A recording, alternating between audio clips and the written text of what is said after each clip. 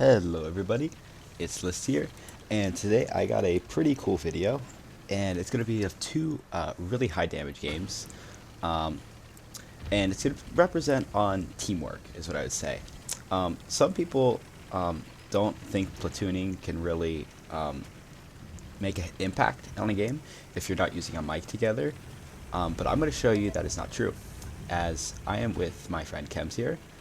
This video is a little bit older as he still has the V1 tag right there. So I think it's about from a month ago maybe. But we do not have a mic on at all. So we are the only form of communication we're going to be able to use is in the game. Basically using the communication wheel in the game. As he doesn't even speak English, he speaks Russian. So that's not even an option. So yeah, we're heading out here on Nominham. And we are taking, this is usually not a spot I usually go, down on the K line. However, we were in 2 VZs and we thought we would be just fine going down there. I did get an early shot into that HMH, which was nice. I put a full clip into him. And this is also after the accuracy nerfs. I just want to make sure that is clear, as the replay is a little bit older. This is still after the accuracy nerfs, so this is what the tank plays like right now. And it's honestly not too bad with the double shot. Where I felt like before the double shot, I liked it, but it kind of hindered it because it did have not as well of accuracy as the one shot. However, now that everything is nerfed, I feel like it's a bit more competitive, the double shotgun. And yeah, we're both running the double shotgun, I believe. As you can see though, no one has came up here. He's just here waiting for me as he doesn't want to push all the way up. And we would like to push together, because if you go up one at a time, you can get singled off, and you don't want that. There's no one up here so far, which is kind of odd, because usually someone always comes here. And there they are. We spot a T-28, a Rogel Dorn. I somehow bounce on his lower plate. So does Kems. He bounces one too. I think he bounced both, actually. T-28 puts a shot in, but he's falling back. And we're thinking, they're coming. Unfortunately, Kems turns around right when the Type 5 was coming. Luckily, he did not pen him because he can pen his rear. So he got pretty lucky there, only taking like a 600 splash. He's now down to... He lost a bit of his health. He's down to 1400. So he's pulling back a little bit, and I'm going to spot. So he's back there sniping basically for me. I saw the types fired. This is going to be a really tough pen. This tank, if you don't know it, has extremely low pen on both rounds. So you might say, oh, Liz, why are you firing full premium? Don't do that.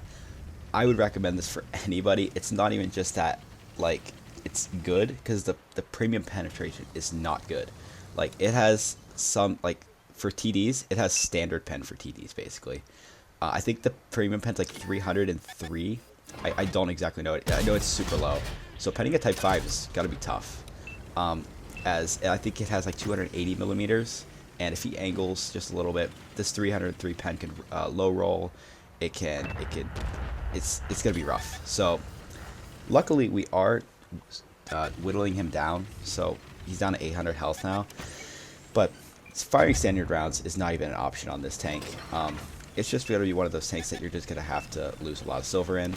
And AVRE, he can pen my lower plate, so I'm a little scared. However, you do see the nerfs coming into that tank, as I penned him kind of through the upper plate, as it's not as strong as it used to be. So you can pen him in the upper and lower plate now, which is a good thing, because that tank was seriously broken before. I was wiggling my gun up in there because I didn't want that type to shoot me in the roof, because if he shoots me in the roof, he's going to take a bunch off because it's splash damage. He probably would have did like 600 to me. Those were two awful shots that I made there. And you can see now that Kem said he was on his way. It doesn't look like he's coming up yet, because I think he saw the T-28. He's reloading. So whenever I'm with a platoon mate, I'm always trying to state when I'm reloading or if I'm falling back, just so that they can get an idea.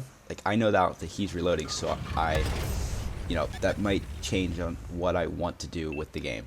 And I'm going for another lower plate shot on this guy. I get whacked by something huge. I don't know what that was. I think it might have been the Rogel double shot. That was 1000 HP. So now it might look like, okay, this game is going to be, it's pretty much over for me. I might get 1 or 2 more shots in, and it's over. However, this game's not done yet. He puts 2 shots into the Rogel, which is surprising because this thing has such low pen. The Rogel is just crazy. It's way too good. I get 1 shot into Cupola, and I'm afraid he's going to Cupola sight me, and I miss the other one because I hesitate a little bit. And that was almost a fully aimed shot, though, and that just shows the accuracy nowadays. This T28 needs to go because he could one-shot me, or he could put a shot into Chems. I'm trying to get a shot in here, and he goes unspotted. I know he's going to poke up, so I pull the trigger. I'm not stupid. He maybe thought I wasn't going to do that, but he was playing against the wrong guy. Try and snipe this polo blind, and I just miss, which is unfortunate. But I'm assuming Chems is loaded. Yep, he has 6 seconds on the reload, so we're communicating well, and he's going to hopefully get the kill shot in. So now it is time to move up, because there's 36% health left, and we want to have a big game together, you know?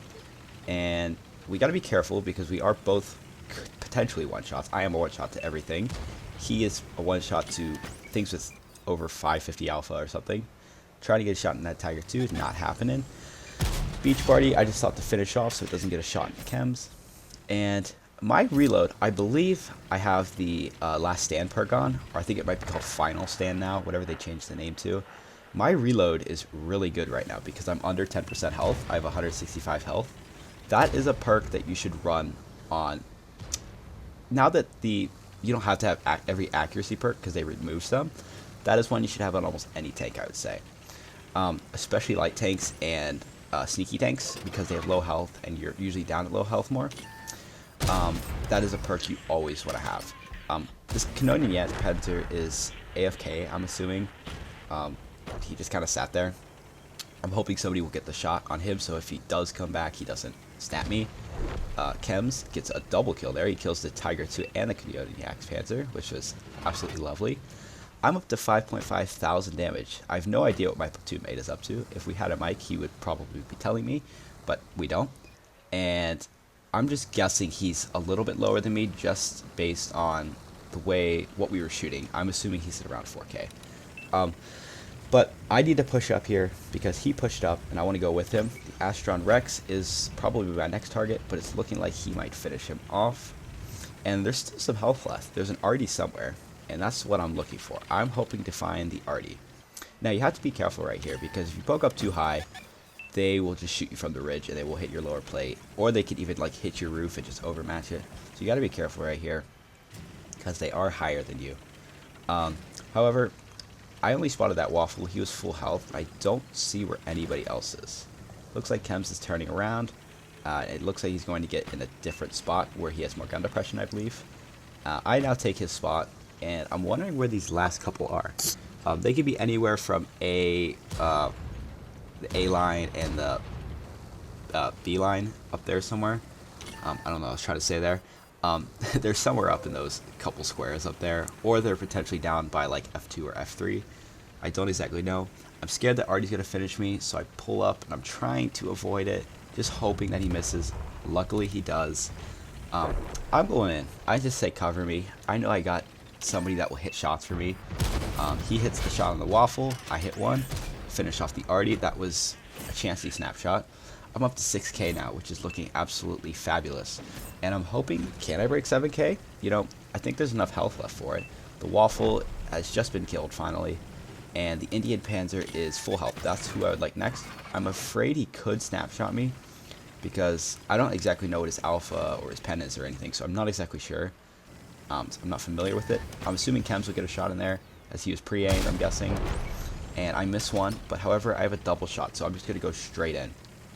This guy could pen me and kill me, but I say, who cares? I've had a good game. I'm going to try and get the 5th kill.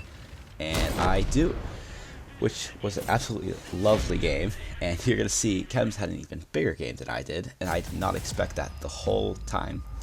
He almost got 10,000 damage. He got 9.2 thousand. So we did about 15,000 damage together, with 9 kills together, which is a crazy game. And that was very, very fun. As you can see, I'm going for my 3rd mark. I believe he's going for his 2 mark.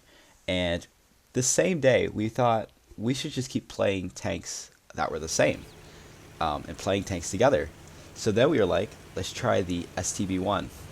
This is a take I'm also going for the 3 mark on, and it's very frustrating because the requirements are so high. He's already 3 marked his, so he's just playing his for fun right now. And we get on a great map, Province. Province is a lovely map that I really, really like, and it's great for assistance. We're both going up the 3 line, and there's a little spot you're going to see we go to, which is a perfect spot for mediums and heavies. I wouldn't recommend this spot, you'll see in just a second, for light tanks, because you can get rushed. Right now we're just trying to sit here and see if we can get cross shots when the people come over, because sometimes you can find people, but it's not looking like we're really finding anything. Sometimes people come down right there and spot little light tanks, but it's not looking like there's anybody, and there are no light tanks in this game. So it would have had to have been a medium. I almost missed the shot there. I had poor aim, not sure what was happening there, but it happens. STB1, I don't know if you guys know this, but it was buffed a while back, and it is an absolute monster of a tank now. In the right hands, I wouldn't say for any casual players, but for the very good players, you can really get some crazy aims out of this tank just because of how it works now. It has really good DPM and decent rounds. The shell velocities aren't great, but there is, it does have 13 degrees, or 12 degrees of gun pressure, or 13, something like that, with siege mode, which is absolutely amazing. So this is the spot I was talking about. Usually you can get a ton of assistance because people just cross and you can spot all through here. Right now we're not up to a ton of assistance.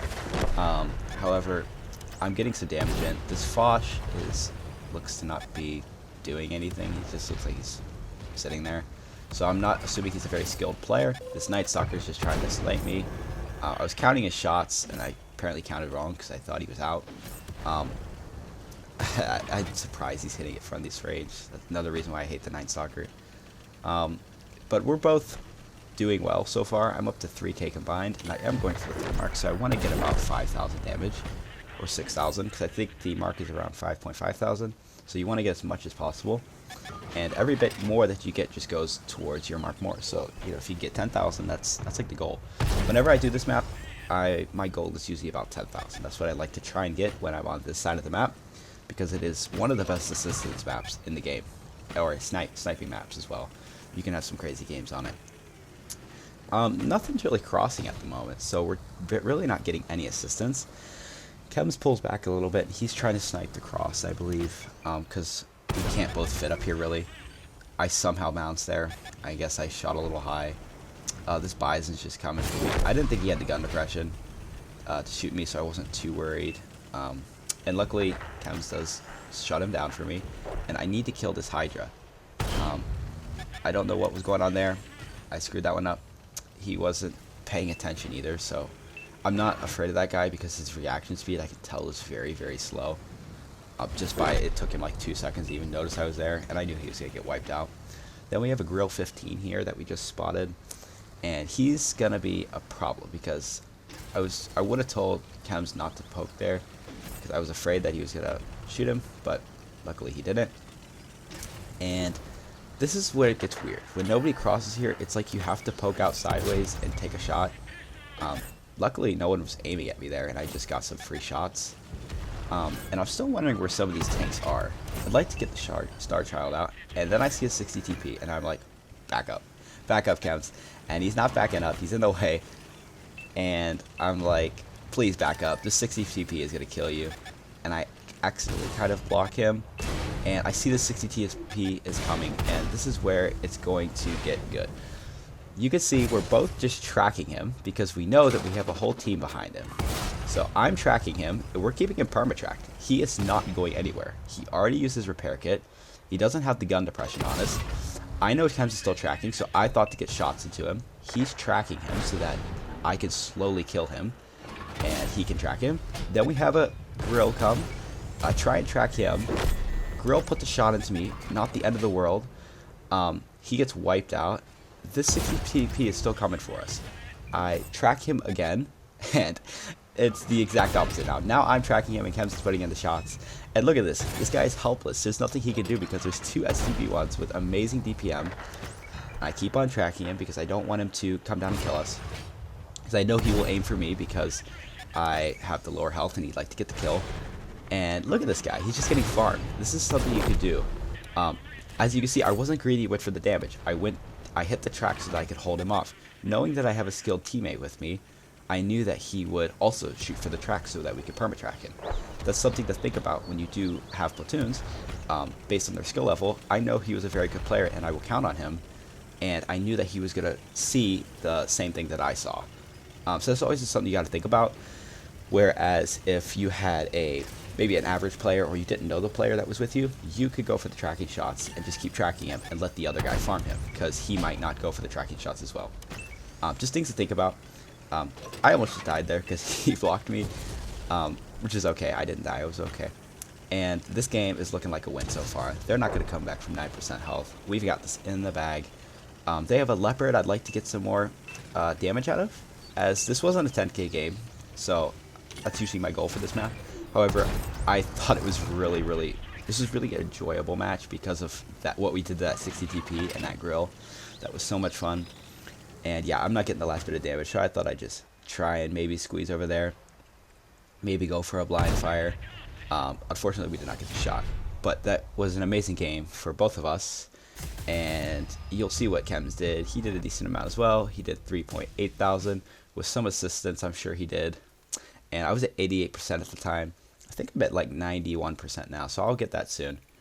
But yeah, this is how you can do teamwork and stuff. So you just got to think about these kinds of things when you are playing. And this is what can make you a Unicum player or a really good player. Hope you guys enjoyed this video. Make sure to like and subscribe if you liked it. And I'll see you next time.